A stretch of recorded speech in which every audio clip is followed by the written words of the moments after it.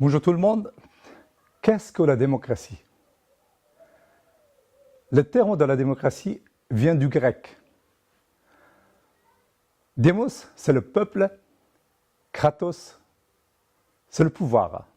Démocratie, c'est le pouvoir de peuple. C'est en Grèce, au 5e siècle avant notre ère, qu'on a inventé la démocratie pour l'Occident. Périclès est le père de la démocratie athénienne. Avant, c'était les guerriers et les riches qui décidaient de tout dans la société. Mais désormais, la source de pouvoir, c'est le peuple. Mais par contre, il y avait un problème là aussi. Les esclaves, les femmes ne votaient pas.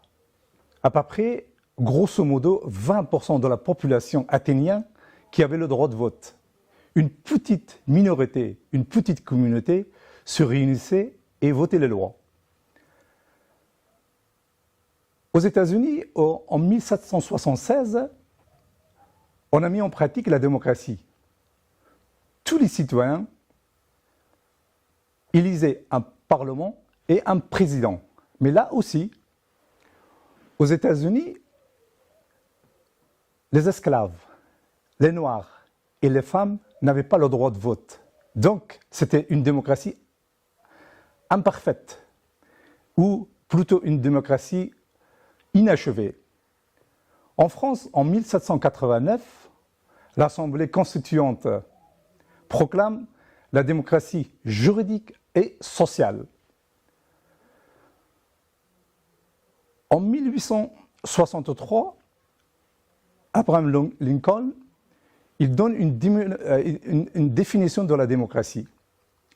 La démocratie, d'après lui, c'est le gouvernement du peuple, par le peuple et pour le peuple. Mais par contre, Robert Michels, il annonce, concernant la notion de la démocratie, il annonce le règne d'une oligarchie. Il pense que dans la société humaine, à un certain moment, il y a une petite minorité qui, le nom oligarchie, dirige la société. C'est-à-dire qu'en réalité, il conteste cette notion de pouvoir de peuple dans une démocratie. C'est-à-dire que même dans une démocratie, c'est une petite minorité qui dirige la société. Ce n'est pas le peuple qui dirige, qui a le pouvoir, le plein pouvoir. Mais en réalité, la démocratie, quand on compare la démocratie athénienne avec notre démocratie actuelle, c'est une notion, en réalité, qui a évolué dans le temps. La démocratie athénienne était une démocratie directe au tirage au sort. En réalité, elle était plutôt démocratique que notre démocratie actuelle. La démocratie actuelle est représentative, car dans des sociétés de plus grande taille, la démocratie directe était devenue impossible et impensable avant la révolution technologique, surtout avant l'Internet. Peut-être aujourd'hui c'est possible. Mais la démocratie est juste, on se pose la question, est-ce que la démocratie est juste des élections? Mais en réalité, ce qu'on constate, la démocratie c'est le garde-fou les élections, c'est le garde-fou de la démocratie. Les élections permettent de choisir les personnes qui gouvernent. La démocratie ne signifie pas qui est légitime à gouverner, mais plutôt comment il gouverne la société. En théorie, dans une démocratie, le pouvoir appartient au peuple. Toute personne vit dans une démocratie a des droits garantis, à savoir la liberté d'expression, la liberté de religion, droit à la légalité,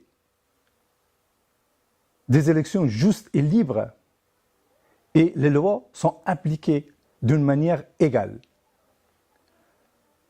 La séparation et le contrôle de différents pouvoirs, un état de droit, le respect des libertés individuelles et le pluralisme politique. Mais parfois, dans la démocratie libérale, au nom de droit de la majorité, on limite le pouvoir des autres. Par exemple, les journalistes.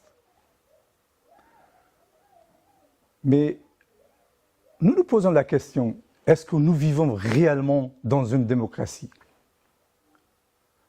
Lorsqu'on parle du pouvoir de peuple, c'est quoi la définition de peuple? Est-ce que les mineurs ne font pas partie du peuple? Une partie de la population qui ne vote pas ne fait pas partie du peuple? Est-ce que le pourcentage des gens qui votent constitue-t-il vraiment la majorité de la population d'une société? Est-ce que la position ou la prise de position des électeurs en faveur de tel ou tel parti politique est rationnelle? Est-ce que cela exprime leur volonté? Est-ce que le peuple est libre de choisir son représentant alors que les médias manipulent l'opinion publique et les grands partis dominent la vie politique et toujours les mêmes têtes? Lorsqu'il y a plus de 50% d'abstention dans la société lors des élections, est-ce que le système n'est pas déconnecté de peuple? Est-ce que vraiment une petite minorité qui vote représente l'ensemble de la société? Combien de députés, par exemple, viennent de la classe ouvrière, alors que la classe ouvrière, aujourd'hui, dans notre société, constitue 20% de la population totale? Ou des députés issus de la diversité, actuellement, ils représentent à l'Assemblée nationale entre 6 à 7%, alors que la population, les citoyens d'origine étrangère, représentent en France plus de 23%.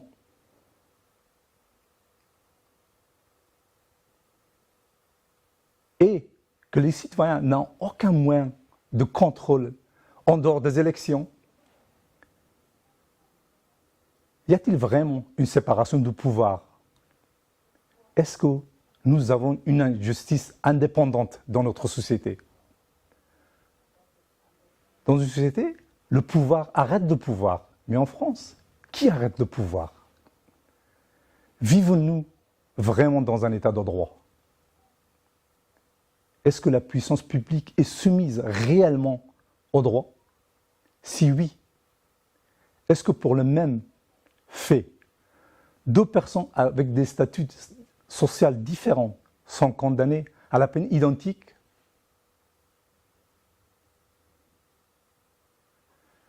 Les députés écrivent les lois. C'est eux qui sont les faiseurs des lois. Les membres du Conseil constitutionnel, qui sont choisis toujours par les mêmes, par le président de la République, par le président de l'Assemblée nationale, par le président du Sénat, ils sont les artisans des lois. Et le Conseil constitutionnel a la charge de la conformité de la loi à la Constitution. En réalité, est-ce que la majorité de représentants à l'Assemblée nationale ne vient pas de la classe dominante? Lorsqu'ils votent les lois, ils prennent en considération toujours leurs intérêts. Réellement, nous sommes dans une démocratie.